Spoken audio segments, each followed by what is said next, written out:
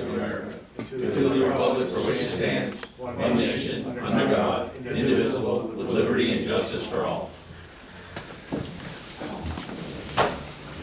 Good evening, everyone, and Mr. Latchmore, would you take a roll call attendance, please? Trustee Pelkey. Here. Trustee Bernard. Here. Trustee Southwick. Present. Trustee Arno. Present. Mayor LaBounty. Here. No one has signed up from the public to address the board, so we'll go to the next item on the agenda, which is minutes of this September 2nd, 2025 regular meeting. All the trustees should have that in their packet. If there's no questions or something they want to change or bring to the attention, and I need a motion to accept the minutes as printed. I make a motion, we accept the minutes as printed. Second. All those in favor of accepting the minutes of September 2nd, 2025 regular meeting as printed, say aye. Aye. All those opposed say no. The ayes have it. Bills, we had some additions, Mr. Treasurer. Everybody should have a copy of the additions. If there's no questions on those revisions after you review them, then I need a motion to pay the bills. I make a motion that we pay the bills as amended. Second. All those are paying the bills as amended, say aye. Aye. All those opposed say no. The ayes have it. Correspondence, Mr. Latchmore. Thank you, Mayor LaBounty. I have a few items for correspondence. First of all, the historian has applied for a grant for a historic marker to be put up in the village of Rouses Point. And it's going to be placed at 50 Montgomery Street, and it's for the site of Jock Rouse' second home to build the Fort Montgomery. And for the grant, he needs the board's approval that he has authorization to put the marker on village property. So I would need a motion from the board to allow the historian to put a marker on 50 Montgomery Street for the placement of the historic marker. I make a motion that we allow the village historian to place a historical marker at 50 Montgomery Street. Second. Roll call vote, Mr. Latchmore. Trustee Pelkey. Aye. Trustee Menard. Aye. Trustee Southwick. Aye. Trustee Arno. Aye. Mayor LaBounty. Aye, the ayes have it. Authorization has been given by the Board of Trustees to have the marker placed on Montgomery Street. Anything else, Mr. Latchmore? Other item that I have for the board is I just need to make the board aware of an important date coming up, which is going to be Saturday, September 27th at 3 p.m. It's going to be the Northern Rail historic marker will be revealed at that time, and the board is invited to go. It's the sign that was donated by Woodmen of the World. So the sign is here. It's going to be right at the rail station. It's going to be down at the Sportsman's Pier, Yep, right in the front. right in the front. So that's going to be, and it's welcome to the public as well. Once again, the date on that is September 27th at 3 p.m. It's going to be the unveiling of the marker for the Northern Rail. The other item that I have for the board is, if the board can recall, we were putting out the bid for the part of the village roof. And today at 2 p.m. was the opening of the sealed bids. We only received 2 bids to do the job. The first bid came in from Titan Roofing, and they're located in Springfield, Massachusetts. Their total cost to do the roof is, their bid was $51,600. The second bid came in from Nolet's Metal Roofing Supply and Installation, and their bid came in at $35,000. So we would need a board approval to award. Any discussion on this, gentlemen? If not, I need authorization from the board to go forward with the roof project. This is something that definitely is needed. This businesses we're talking about, so the residents know. It's the former police office and the former sheriff's office in our village. The metal roof is in great disrepair and it's leaking, causing some mold and mildew to take place inside that building. And we need to have this fixed sooner than later. That's the location we were planning to put the historian's office in anyway, so Yes, mold and mildew in the roof is a bad idea for that many exhibits. Trustee Southwick's absolutely correct. Once this has been fixed, we plan to move Brandon Racine, our historian, down to that office and make it easy for everyone to be on the ground floor to come see the artifacts that Mr. Racine and his mother has accumulated over the last several decades. And I think it's going to be a win for the village as well as for our residents. So without further ado, do I have a motion? I make a motion that we award the bid to No Less Roofing for $35,000. Second. Roll call vote, Mr. Batchamore. Trustee Pelkey. Aye. Trustee Menard. Aye. Trustee Southwick. Aye. Trustee Arno. Aye. Mayor LaBounty. Aye, the ayes have it. The Board of Trustees has authorized Nolet's Roofing for the repair. Anything else? That's all I have, Mayor LaBounty. Okay. At this point, it's my pleasure to introduce Ken, and I will try not to butcher your name, Puldalty. Ken, just introduce yourself and tell everybody where you work, and we'll go from there. Sure, that was very good, by the way. Ken Podolny, I'm a partner at Regal Piano. You guys hear me? Yes.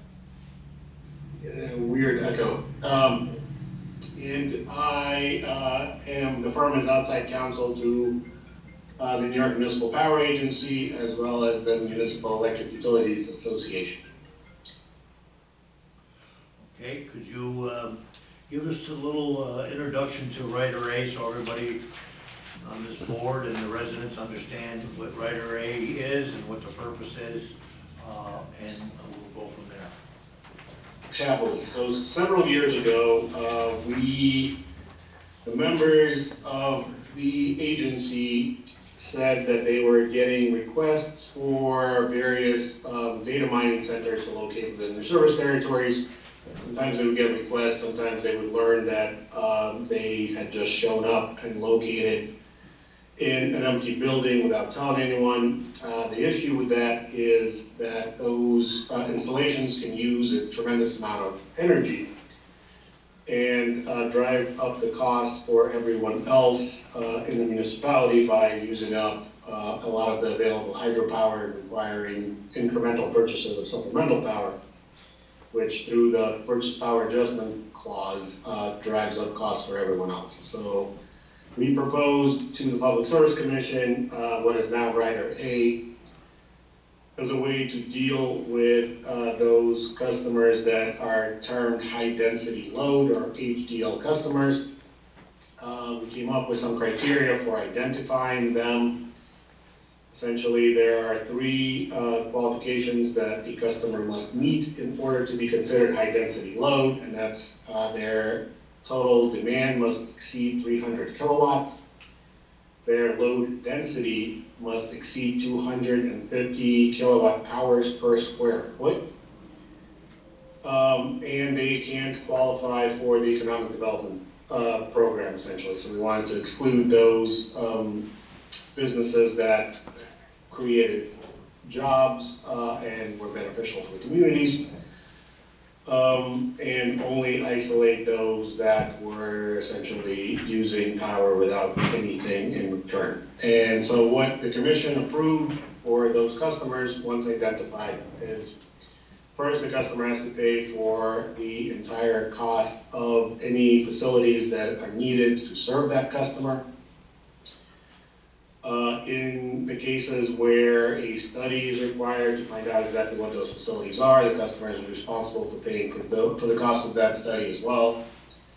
Then the customer would have to put up a deposit to make sure that the bills are paid. Those deposits are calculated as 2 times the highest estimated bill before the customer is in service. And third, they essentially get a separate purchase power adjustment charge from everyone else in the municipality. And we came up with a formula essentially into which you would plug in all of the inputs from your power bills.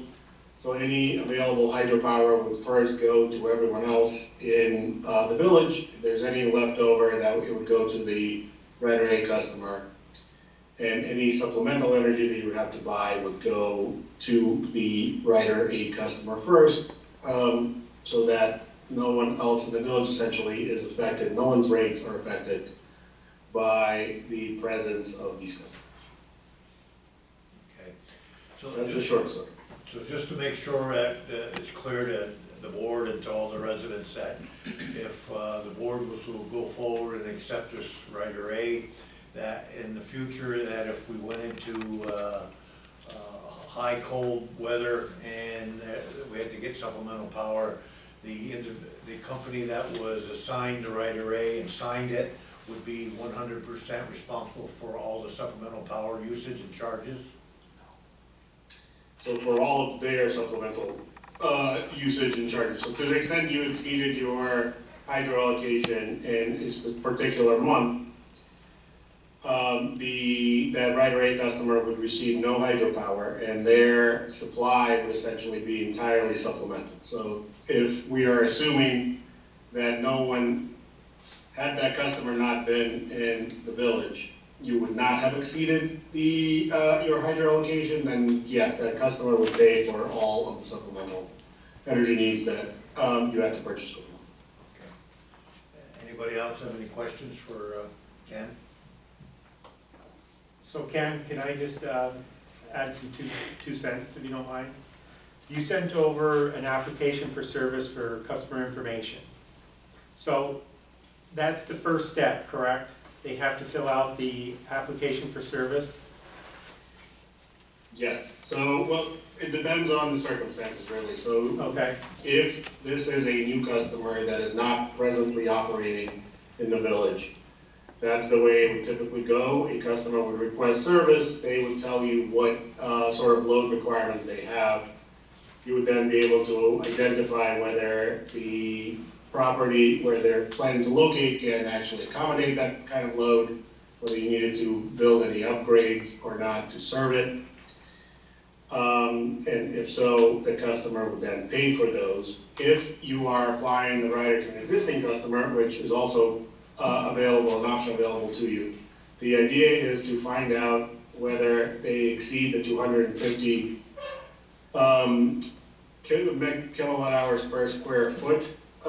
So you would want to find out what sort of equipment they have running and essentially do a little math, find out the footprint of the building where that equipment is located, and figure out if they qualify for the rent. But you still want them to fill out the application so you would know what equipment they're powering and what the load requirements of that equipment. and what does the village have to enforce this, to make sure that the customer fills this out properly? Well, so obviously the best you can do is trust and then verify. Before you energize a building, if somebody tells you that they have 2 racks of servers, for example, but then the load doesn't correspond with that application, you are certainly well within your rights to inspect the premises to make sure that any building you're supplying with power is being supplied safely.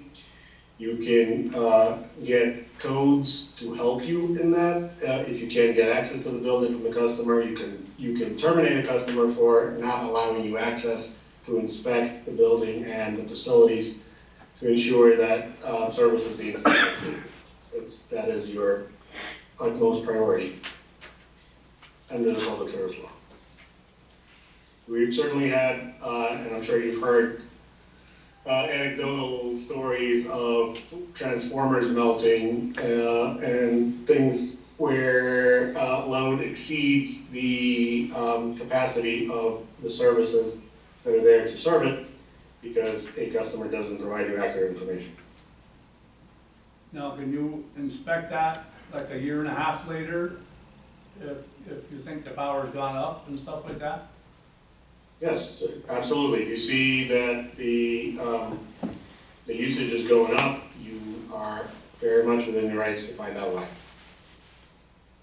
You can ask the customer to update the application. If they don't do that, then you have the right to inspect the premises to make sure that everything is up to code and that the power is being supplied safely.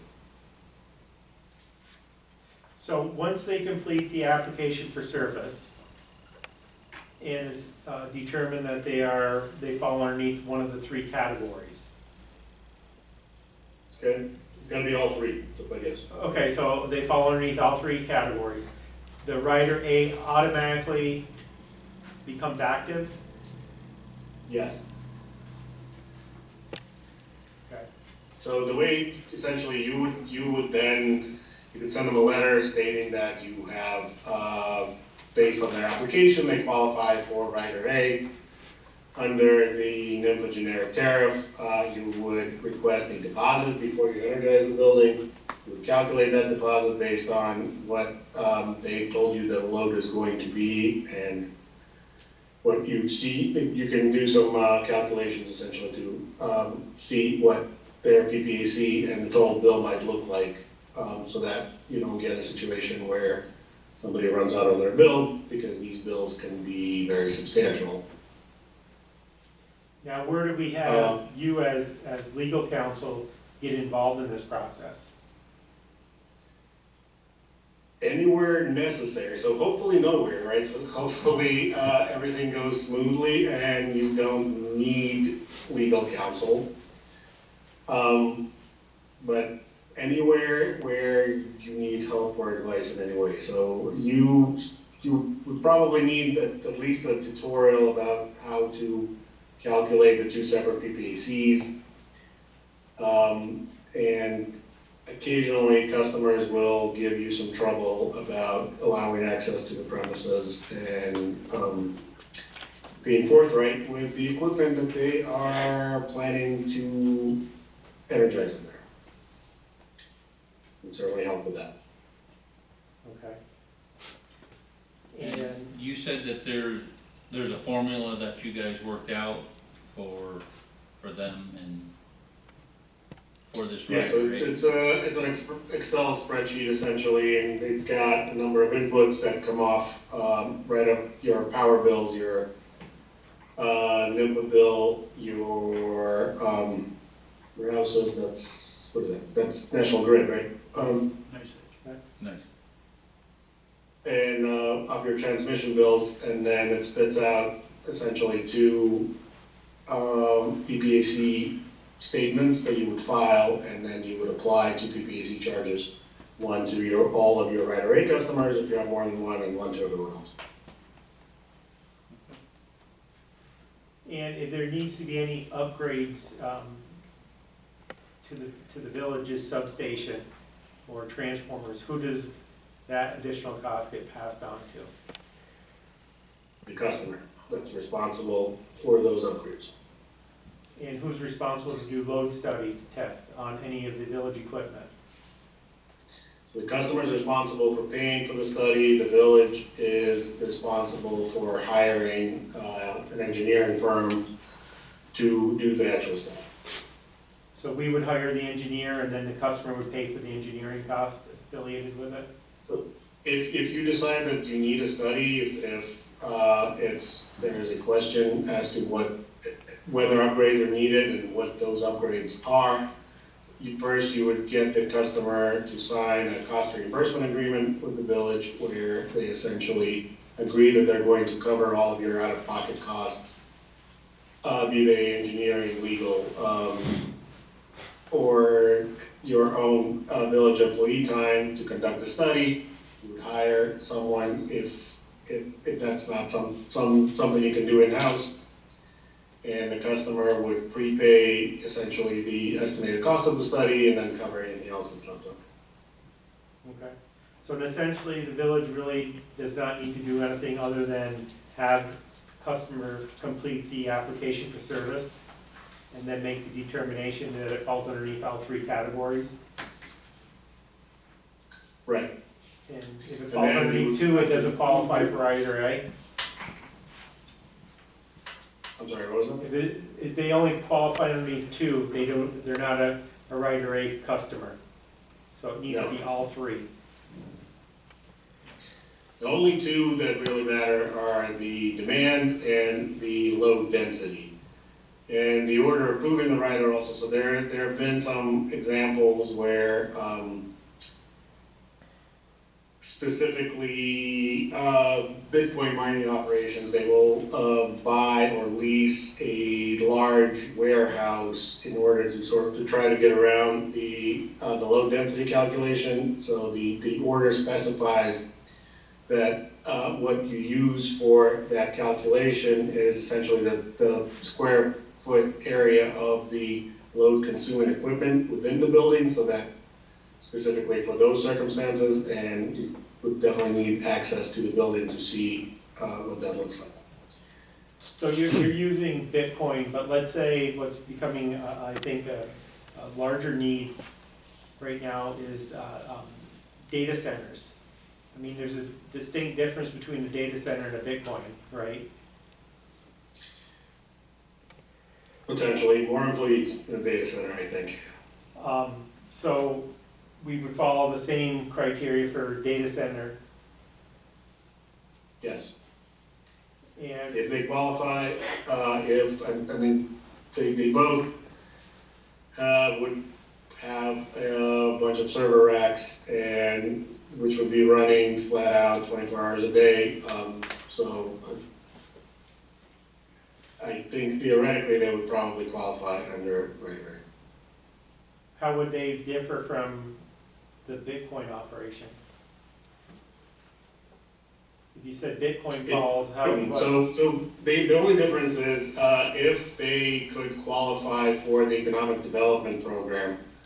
So if you decide as the village that this is a customer that you want to attract, that this someone that's going to be in your community long term, that's going to bring jobs to the community, you could see whether they qualify for the economic development program with NIPA, and which would exempt them from Rider application. And that essentially the qualifiers there are job creation or retention. do you know what that job creation would be? So I can't remember, but the lowest, I think for up to 2 megawatts, it's essentially discretionary, but I believe they want to see more than 5 jobs per megawatt, but don't quote me on that one. I'd have to look it up. No, that's fine.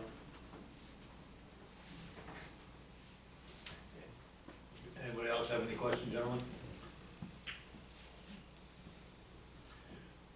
Well, at this point, Ken, I'd like to thank you for taking the opportunity to explain tonight to this board and to the residents of what your position is and what Rider A entails, and the protections for the village and its residents if the village goes forward with this. And I think it's going to be a discussion for this board to have to authorize you to go forward with this, preparing this for us in the future. So anybody else have anything? No. No, thank you Mr. very much. Latchmore, you have anything you want to say before I let Ken go? No, I'm all set, Mayor, thank you. Anything else you want to say, Ken, before I let you go? Yep, thank you all.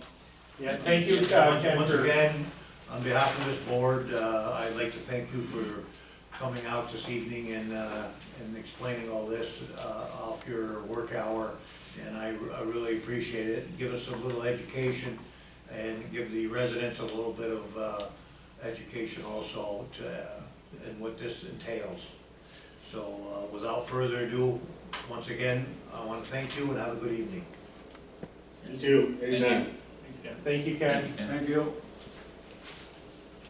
Ooh, ooh. Going around. The next thing I have on the agenda, it would be the intermunicipal agreement between the town of Champlain wastewater. Basically, what this is gonna give me authorization to sign an agreement with the town of Champlain to take in their wastewater to the village of Rouses Point. They will be obviously paying for this treatment, and it'll be connected to our line here. Is it on Academy Street, Mr. Latchmore? It would be at Academy Street, the line would connect where our new water plant's going, because we're gonna be putting in a sewer line in that area. So they would put a Y to accept the town of Champlain's wastewater. And just to, in case anybody has any questions, there'll be a meter hooked up at that point, and it'll indicate what we're taking in from the town of Champlain to give a fair reading for both the town to pay for it and the village to receive revenue for doing this. Brian, the reason we're going there is because that way it will go down Maple Street, which is not being utilized to its ability right now. Now, do they have an estimate of how much sewage it's going to bring into the village, and can our plant hold it? So they're estimating right now to be approximately 50,000 gallons per day, and our facility can handle 2 million gallons per day. So right now, we're way underneath the quota for the system. After losing Pfizer Yeah. and the amount of waste that they put through, this will be a pickup for the village to increase the revenue to offset some of the overhead for operating our plant. Right. I just wanted to clarify that for the people of the village, that we're not taking on too much. Now, and according to the supervisor, Dan Gay, it's not going to require any additional employees, nor is it going to cause any additional work at the facility. So, Have we got a plan to how much to charge them per gallon, or? we do. Okay. So Just so our you know, Marcel and I came up with and it's based upon the resolution that the board votes on every year. And it's gonna fall underneath industrial commercial user. And based upon the gallons, it's gonna be based upon their gallons by a multiplier. And it's the same charge as if they were a resident. Oh. Commercial or industrial user. Yeah, okay. Any other questions, gentlemen? Then if no more questions, then I need a motion to authorize me to sign this agreement. I make a motion to authorize the mayor to sign the agreement with the town of Champlain for bring their wastewater to the village. Second. Roll call vote, Mr. Latchmore? Trustee Pelkey, I abstain. trustee Bernard, Aye. trustee Southwick, Aye. trustee Arno, All right, Mayor LaBounty. Aye, the ayes have it. The board has authorized me to sign this intermunicipal agreement with the town of Champlain to take their wastewater. The next thing I have on the agenda is, unfortunately, I received a letter from our librarian, Ann, and I'll read what she has given me. Dear Mayor LaBounty and Village Board, the Rouses Point Dodge Memorial Library Board of Trustees at their September 10th meeting voted to accept with deep regret the resignation of Ann Paulson as librarian technician. Her last day as librarian technician will be September 18th. During her 5 years in this position, Ann has made significant impact on the Dodge Memorial Library and the Rouses Point community. We wish her all the best in her new position. At this time, the library board would like to appoint Matthew Bennell to the position of interim librarian technician beginning on Monday, September 22nd. Matthew is very competent to take this over the daily running of the library in order to comply with the 29 hours of library technician position. The library board has agreed that the library will be closed on Wednesdays beginning the week of September 22nd. And this is also depending on Mr. Burnell's application to the Civil Service Board to see if it's approved and he meets the qualifications under civil service. Any questions on that, gentlemen?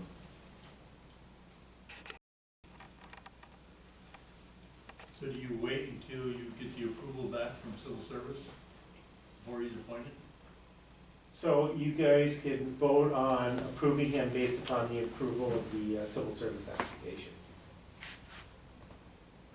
So I'll make a motion that we approve Matthew Burnell as library technician once he It's passes gonna be permanent part-time permanent library part-time tech. library technician. Once he clears all the civil service, Needs civil service requirements. meets civil service requirements. I'll second that. Roll call vote, Mr. Latchmore? Trustee Pelkey, Aye. trustee Bernard, Aye. trustee Southwick, Aye. trustee Arnold, Aye. Mayor LaBounty. Aye, the ayes have it. The board has authorized Mr. Brunel's hiring based on the civil service application. That's all I have. Trustee Arnold, do you have anything? Yes, are we gonna have a fall pickup this year? We are, and I'm glad you mentioned that because I wanted to bring it up during correspondence, so thank you, trustee Arnold. So the fall pickup is scheduled the week prior to Halloween, so it would be October 25th, the week of October 25th, I believe. And it would start Monday and end on Friday. Couple questions that I wanted to bring up to the board is the past couple of years that we've received quite a few complaints at the village office because the fall pickup, there's still leaves on the trees, all the trees haven't fallen. And some people asked if we would consider doing it later, maybe into November. That's gonna be a board's decision. And the other thing that I'd like to run by the board is that whole week that we're doing the fall pickup or spring cleanup, our public works, our electric crew, they're all running around the village, going circles on all the streets. And that's very costly, and it's very time consuming, and it's not utilizing everybody in their departments as it should be. So what I wanted to run by the board as far as if we could make some type of policy where we start at the north end, everybody should have everything out by that Monday that the fall pickup is gonna begin. So if it's gonna be October 25th, everybody in the village of Rouses Point needs to have everything out on the 25th. They could start at the north end, they could start on the south end. But once they start and they're going down the street, we're not gonna double back and go back on other streets and pick up. Because, let's say for example, we go down Rose today. Well, tomorrow, somebody else is putting stuff, so we gotta go back down Rose a second time. We're wasting fuel, we're wear and tear on our equipment, and like I said, it just becomes a long process.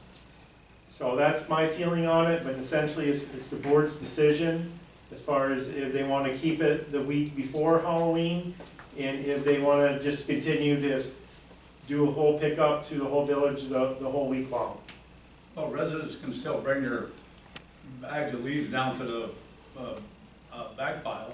Down to the compost pile, that's there 24/7. Yeah, okay. And it's clearly marked on the signs what they can bring.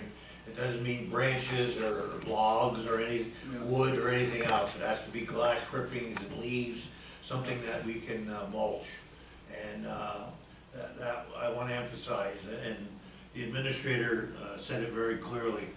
I believe that once we clear a street, we're not gonna go back, because we have other projects to do, and it's costly on the village, where the village is doing this to the residents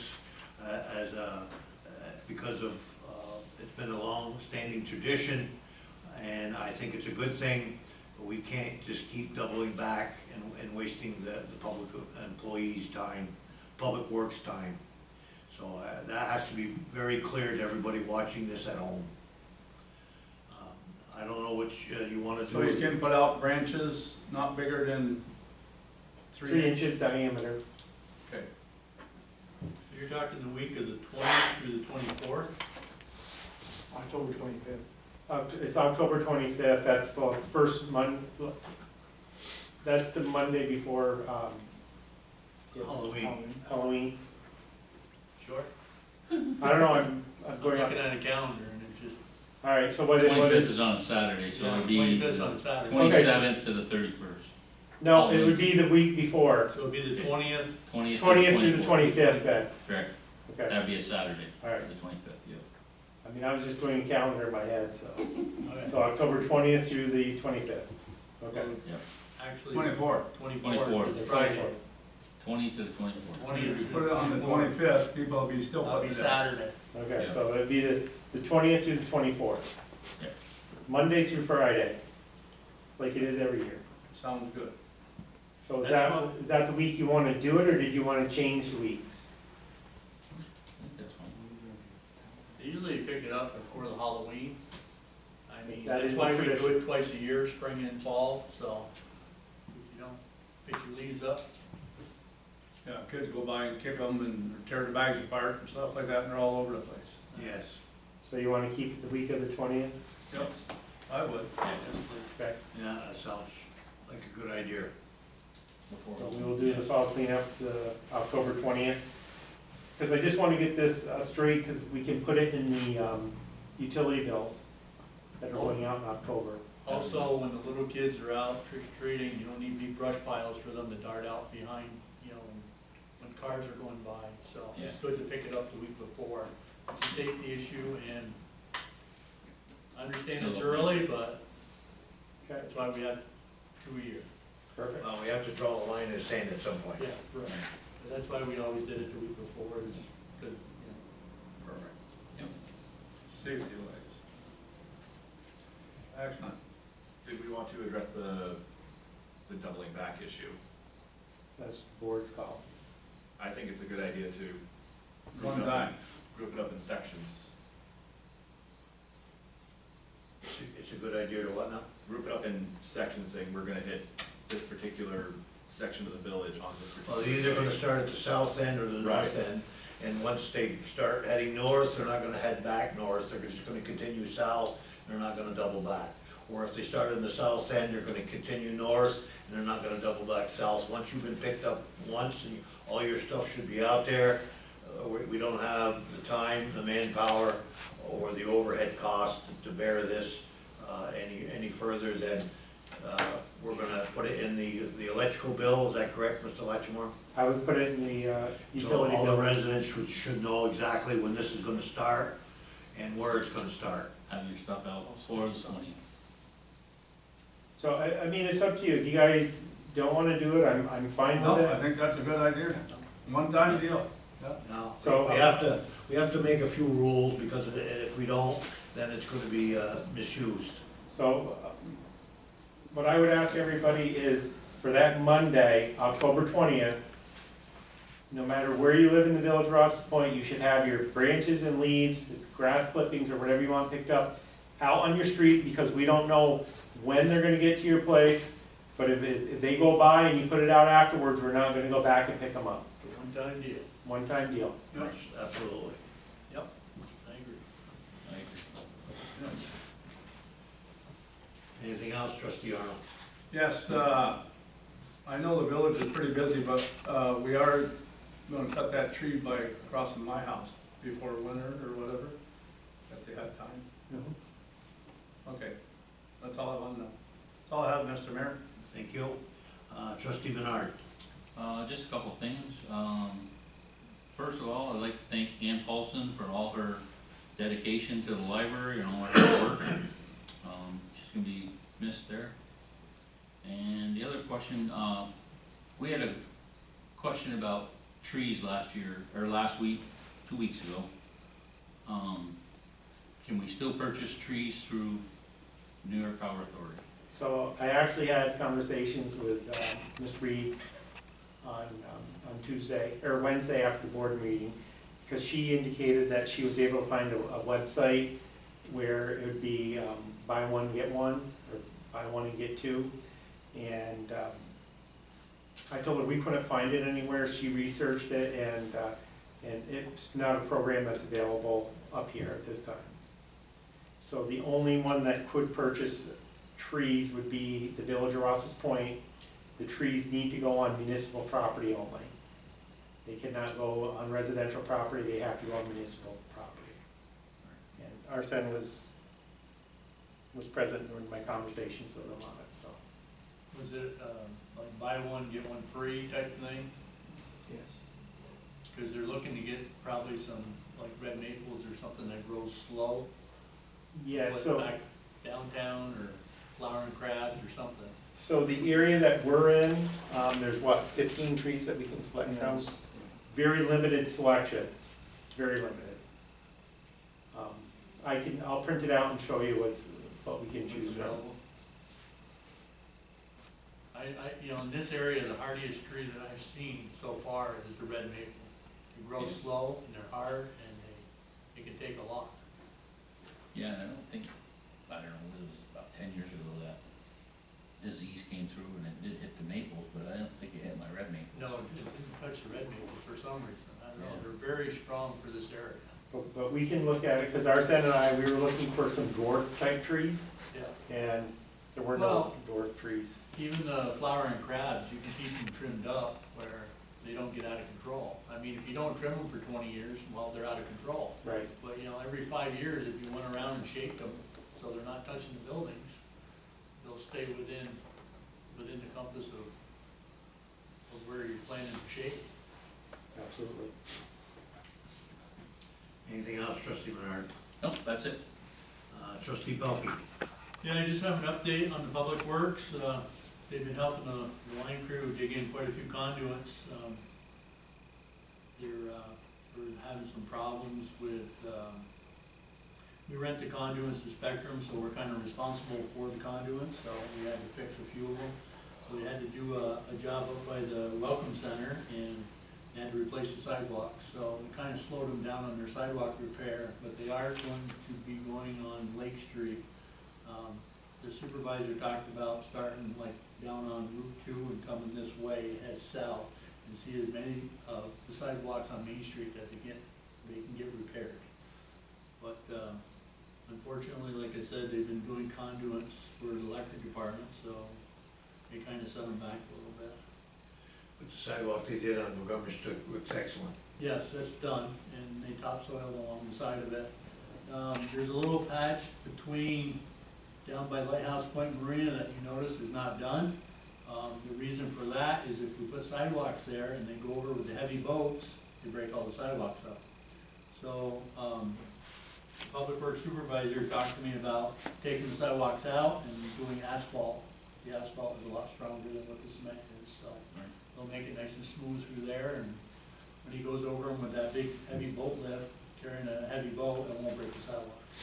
Save us some money from having to repair it or Yeah, replace they've it. been repaired several times, and they're all cracked again because of the weight of the boats. So it was a good idea not to put sidewalks through there, but Montgomery Street is done. Like I said, you'll see that they poured some up on Pratt Street, and then they're going to Main Street. Perfect. That's all I have. Trustee Southwick? The ice for the Civic Center is going down a bit earlier this year, so hopefully we'll get a little bit, few more weeks of good use out of the ice. I believe it's still gonna be a couple of weeks till it's ready, I believe. Should be ready next week. Ready next week, that's good news. So hopefully we'll see people using it quite a lot. It's good ice. Absolutely. Anything else, trustee Southwick? I just wanted to, since trustee Pelkey brought up sidewalks, I did want to point out that I did have a resident reach out that some of the sidewalks on, I believe, Champlain Street, there's a lot of grass coming up through the cracks, and if you're pushing a stroller, it's a bit of a hazard. So when I brought this up with the administrators, maybe if we could hit them with a little bit more weed killer, so it's controls, get them a little bit more control. Worth looking at. So, normally we do go out, we have Grant go out with golf cart and spray all the cracks and all the sidewalks because it does prevent weed growth and anytime you have any type of growth in, whether it be concrete or asphalt, it causes expansion, right? And then eventually it will cause it to break and deteriorate.